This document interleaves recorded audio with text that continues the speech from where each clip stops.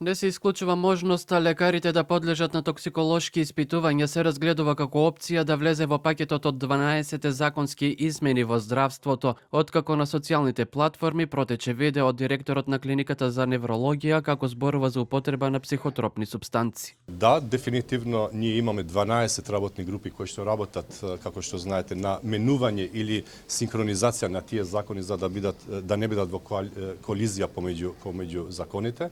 И една од можностите која што ќе ја разгледаме дали може во некој од законите да биде, ќе биде и тој член од законот.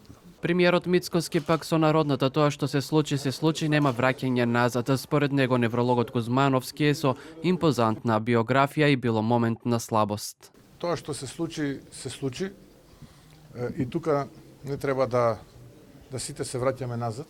Ние како влада тоа што требаше да го направиме, го направивме и реагиравме веднаш, откако оној нелегален материјал се појави на социјалните медии.